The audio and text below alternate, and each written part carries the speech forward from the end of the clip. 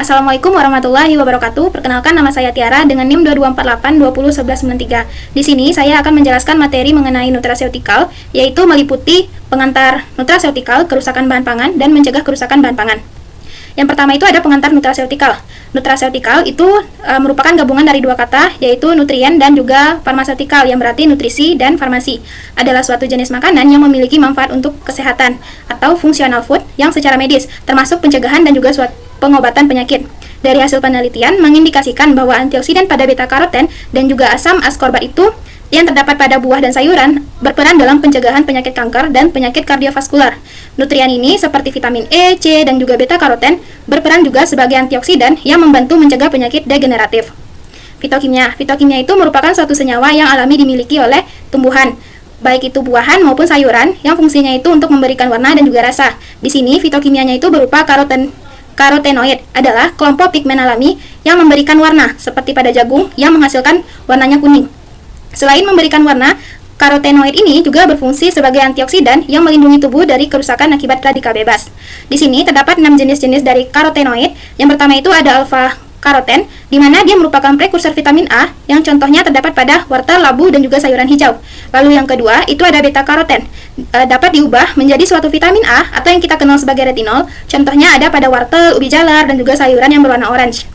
Yang ketiga itu ada likopen, antioksidan yang menonaktifkan radikal bebas. Contohnya ada pada tumbuhan tomat dan juga semangka. Yang keempat itu ada lutein yang berperan sebagai nutrisi mata. Contohnya terdapat pada bayam dan juga jagung. Zeaxanthin mendukung kesehatan mata. Contohnya untuk sayuran hijau dan juga jagung.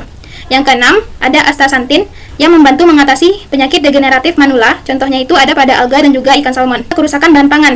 Bahan pangan itu jika dibiarkan di udara yang terbuka akan terjadi proses yang namanya kerusakan, di mana faktor-faktor tersebut akan mempengaruhi bahan pangan ataupun makanan. Hal ini juga sesuai dengan kondisi lingkungannya. Ada penyebab kerusakan dari bahan pangan. Yang pertama itu karena adanya mikroba.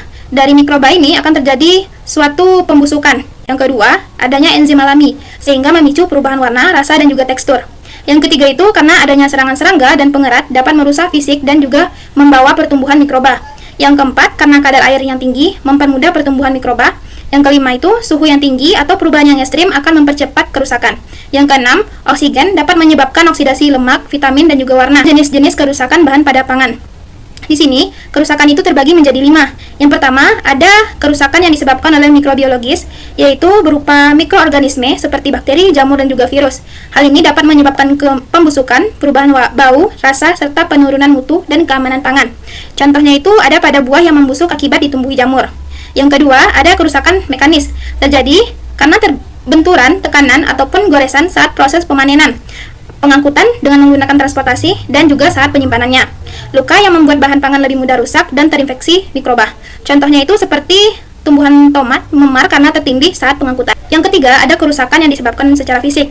Hal ini disebabkan perubahan lingkungan seperti suhu yang terlalu ekstrim, kelembaban yang tinggi atau terlalu rendah, atau paparan sinar matahari.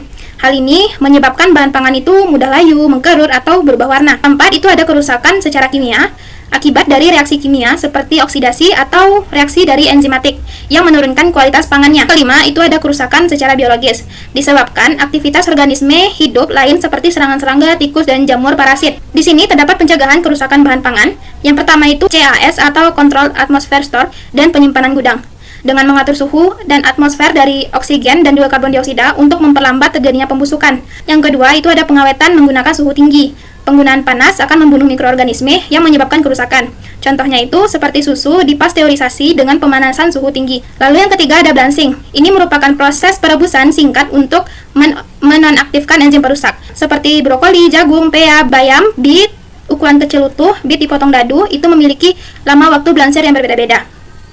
Yang keempat ada namanya pengawetan kimia dengan penambahan zat pengawet agar makanan tersebut lebih tahan lama. Kelima, pengeringan, yaitu berfungsi untuk mengurangi kadar air agar mikrobanya tidak tumbuh.